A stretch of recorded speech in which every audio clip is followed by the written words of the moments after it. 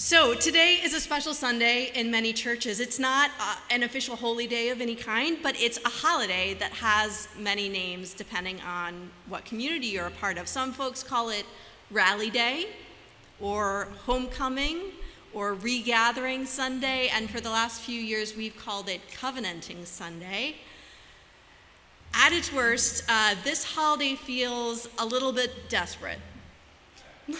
Like those of us who are in the pulpit are just begging people to come back from their lovely vacation experiences and their relaxed, unplanned Sunday mornings in order to join us in church.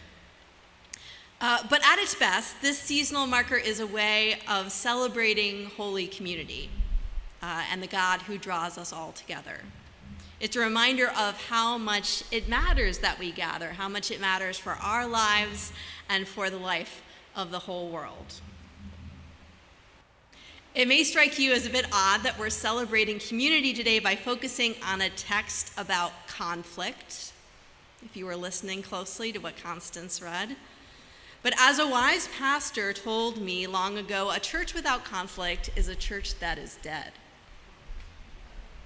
Conflict is present in each living relationship and in each vibrant community. So as we draw together, hoping to discover God's ways and more deeply satisfying lives, conflict is one of the things we need to learn about. It's a skill that we need both within our congregation and everywhere else. And how exactly should we go about navigating conflict? Luckily for us, human nature hasn't changed that much in over 2,000 years, and the advice that Jesus offers is still quite relevant. Many of you may have heard this advice before. If you are in a conflict, Jesus says, if you are feeling wronged, what should you do? Go talk directly to the person that you're having a problem with, right? And if that doesn't work, get some help, right? Maybe first one person and then some more people. And then if you still haven't found a resolution, Jesus says, bring the matter to your whole community. And if that doesn't work, there's no mutual understanding, set some boundaries between you and that person, right? This is not the right advice for every situation.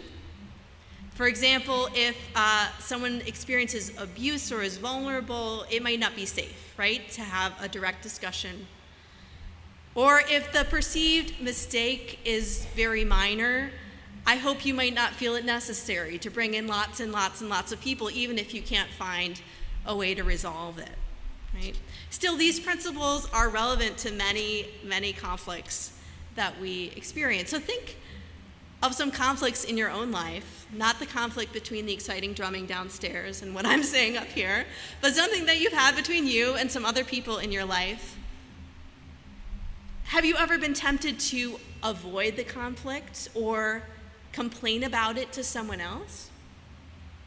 If so, you are not alone, right? But choosing a direct conversation instead can be an act of love that affirms our value for each other and our sincere desire for mutual understanding.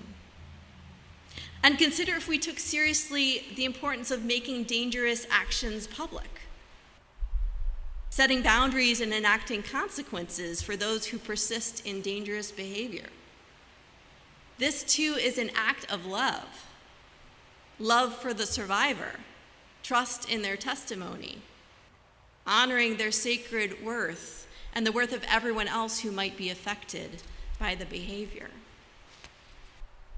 There is so much in this short passage that Jesus offers us, and the more time I spend with his teaching, I wonder about what he doesn't say, at least here. Jesus gives us advice about what to do when we feel we have been wronged, but what do we do if we are the ones who may have done wrong? How should we respond when someone initiates that hard conversation with us? How might we be more ready to receive their feedback with humility and curiosity rather than defensiveness? This is another vital skill for us to learn, both as individuals and as communities.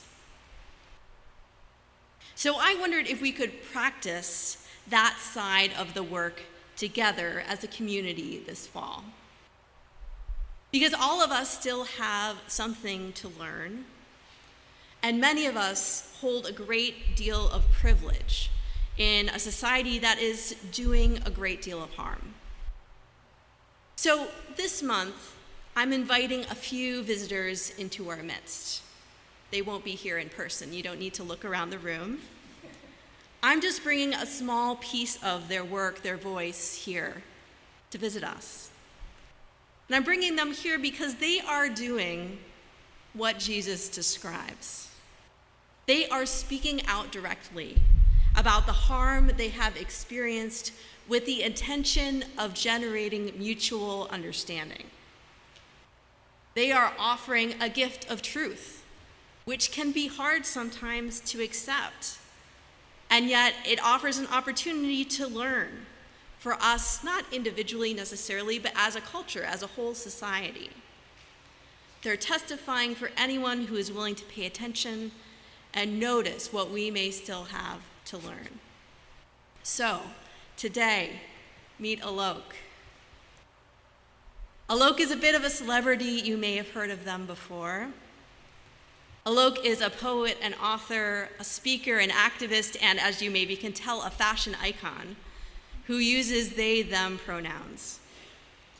If you follow them on social media or read their books or listen to their interviews, you can learn all kinds of fascinating things about the history of gender and clothing and non-binary people.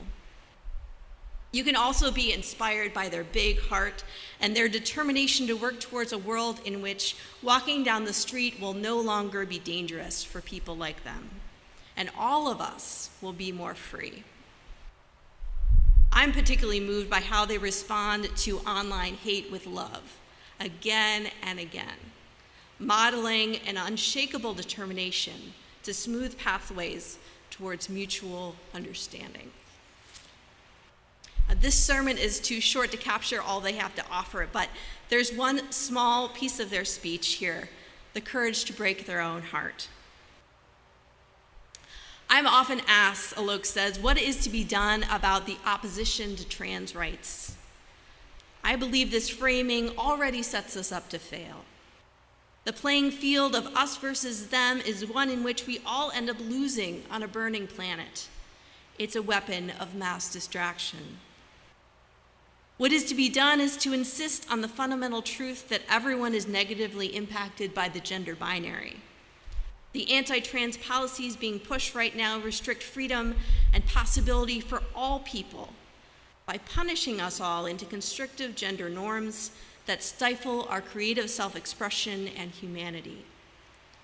What is to be done is to heed the wisdom of psychiatrists and poets, therapists and theater practitioners, the ones who remind us that it is often those who are most vehement in their vitriol that are motivated by the fear of themselves.